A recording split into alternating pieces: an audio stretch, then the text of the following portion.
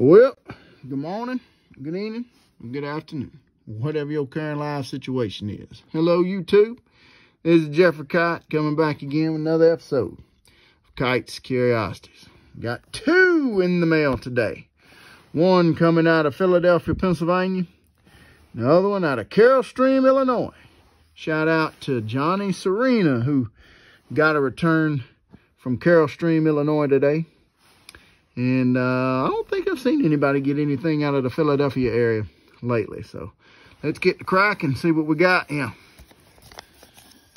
Make sure. All right.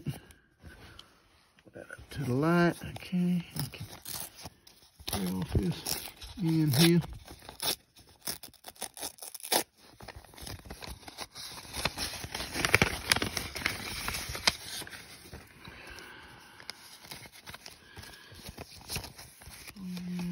Oh, nice.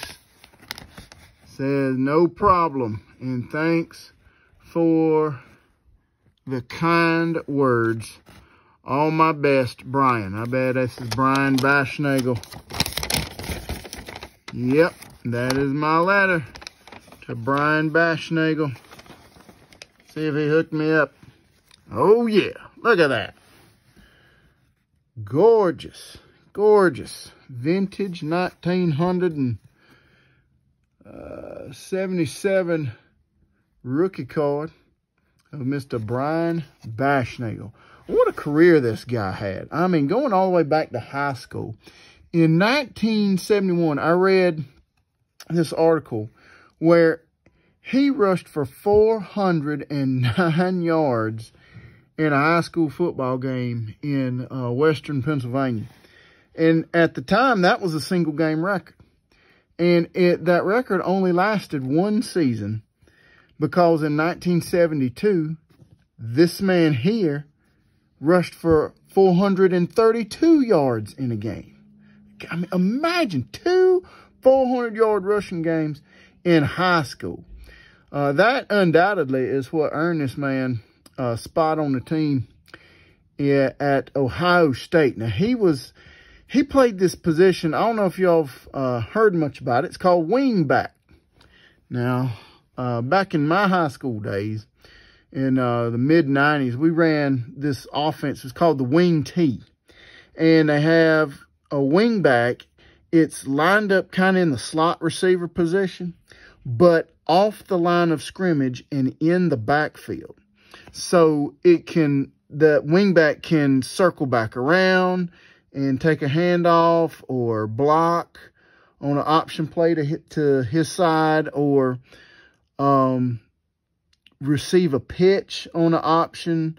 There's so many different things you can do with a wing back, and that's what Brian Baschnagel was at Ohio State. He had his moments. He had some great moments. He had, I think, like 600 yards rushing, about 700 yards receiving. 10 touchdowns, I think it was. He was a big part of Ohio State's run when they won 4 Big Ten championships from 73, 74, 75, and 76. No, wait, when did he play? I had it right the first time. 72, 73, 74, and 75, because he was drafted in 76. Played in 4 consecutive Rose Bowls. I mean, that had to be a thrill in itself. And he was on their 73 team that won the Rose Bowl and went undefeated that year. I think they went 11-0-1. Finished second in the Associated Press poll, and they won the national championship in a couple of polls, but they don't claim that national championship in 73. Ohio State don't. He went on to be drafted by the Bears. Played many years with there. He was one of the top kick returners in the NFL in 1976 and 1977. Didn't lead the league in anything, but he was like in the top 5 in many categories. His career kind of came to an end in 1985. He broke his leg, I think it was, or had some kind of leg injury in training camp in 1985. And as you all know, that was the Super Bowl year for the Bears. He still stayed with the team, and he went into the coach's coaching press box, and he helped the coaches. He was like a little assistant coach that they used to spot some different things and some defensive formations. And he really helped that offense out by being a little player coach, I guess you could say. And for his efforts, they awarded him a Super Bowl 20 championship ring. So, nice return there from Mr. Brian Baschnagel. All right. See this one out of Philadelphia, Pennsylvania. Check the light.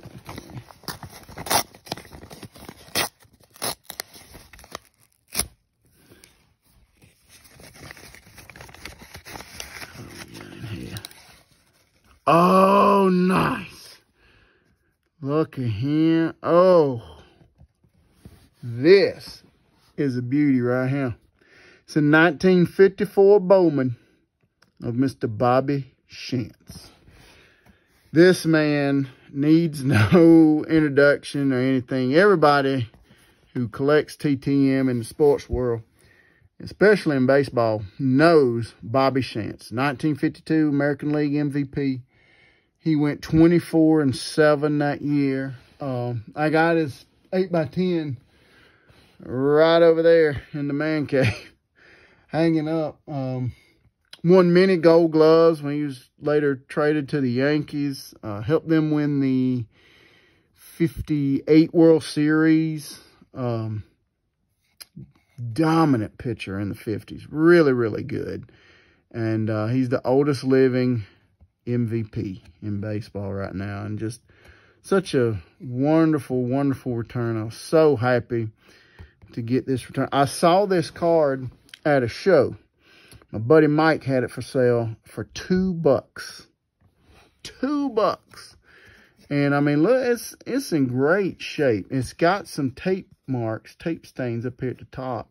And it has some paper loss right there. But I mean, I don't care. I mean, card's almost 70 years old. I mean, this is just beautiful. And Mr. Shantz, he put a nice, beautiful blue signature right across the front there. A little surprised that I didn't get any stats or get an inscription on here. I've been able to get that on my 8x10 that I sent him a couple years back. Anybody else getting him back lately? Anybody else getting autographs that don't have any stats or anything on the bottom? I'm not complaining, Mr. Shantz. If you watching, if you ever see this video, I am not complaining at all. Thank you so much for blessing me with this beautiful autograph here. But just wondering if you're feeling okay or if everything's all right with you, because normally you give us a little extra. But if you've decided to quit that, I'm all right with it. I'm all right with it. Just thank you for signing this and sending it back.